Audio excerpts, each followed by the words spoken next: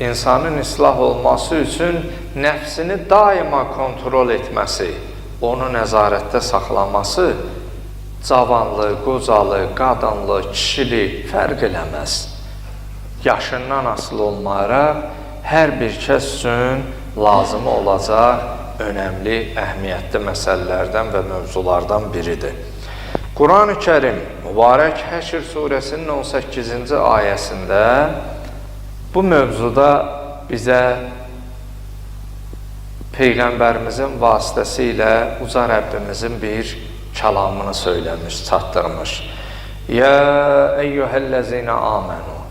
Ey Allaha inanan insanlar, iman gətirənlər, İttəqullah, bütün işlərdə təqvalı olun, daima Allah'a yad edin.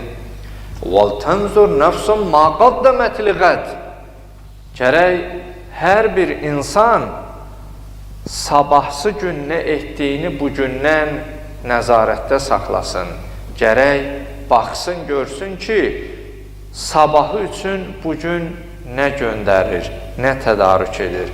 Çünki bizim bugün etdiklərimiz sabah sorğu-sual olunacaq.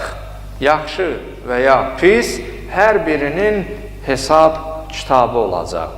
وَلْتَنْزُرْ نَفْسٌ مَا قَدَّمَتْ لِغَدْ. Gərək hər bir insan sabahı üçün bugün nə göndərdiyi haqqında fikirləşsin, baxsın, diqqətlə bu məsələdə düşünsün. وَاتَّقُوا اِنَّ اللّٰهَ خَب۪يرٌ بِمَا تَعْمَلُونَ. Və bir daha bir ayədə ikinci dəfə Uca Rəbbimizə qarşı təqvalı olun, Allahdan çəkinin. Həqiqətən Allah sizin bütün etdikləriniz hər bir şeydən agahdır. Sizin etdiklərinizdən xəbərdardır. Baxın, insan bəzən bir şeyi gizlətməyə nə vaxtı çalışır, cəhd eləyir. Qarşı tərəf bütün məlumatları bilmədiyi halda. Amma sən 100% əminsən ki, bütün olanları tam nöqtə vergülünə qədər, incəliyinə qədər qarşındakı bilirsə, daha sənin orada nəyisə gizlətməyə bir fürsətin olmur, imkanın olmur. Çünki bütün olanların hamısından qarşı tərəfdəki nədir? Agahdır və xəbərdardır. Bizim hətta qəlbimizdən belə keçənlərdən Allahın agah olduğuna əmin olduğumuz, etiqadımız olduğu halda biz durub nəyi gizlədə bilərik? Qiyamət səhnəsində sorğu-sual zamanı nəyi ört-bastır eləməyə çalışmalıyıq? İnnəllâhe ya'lemu mâ tuxfus-sudur.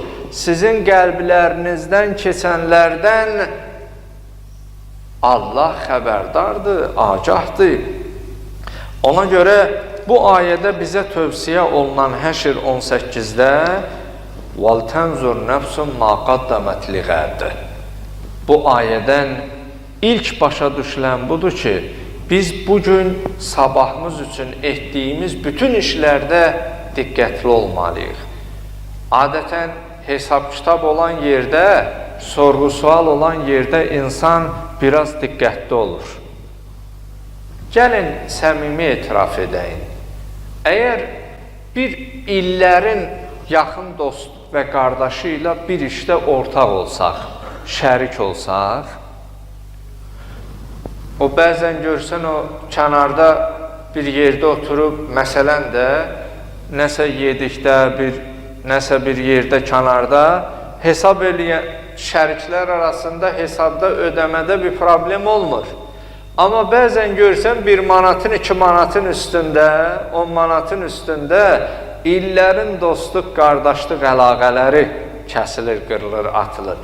İndi səmimanə, biz bəzən bir ortağımızla hesab kitab etdiyimiz kimi özümüzü heç ömürdə bir dəfə hesab kitab eləmişikmi?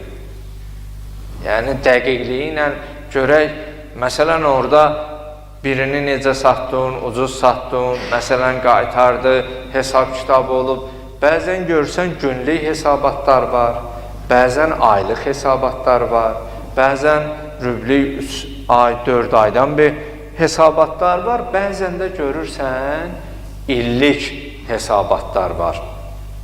İndi biz özümüzü ya günlük, ya aylıq, ya rüblük və yaxud da ki, ildə bir dəfə heç olmasa hesab kitaba o şəriki hesab kitab elədiyi kimi hesab kitaba çəkdikmi? Əgər çəkmişiksə, xoş halımıza.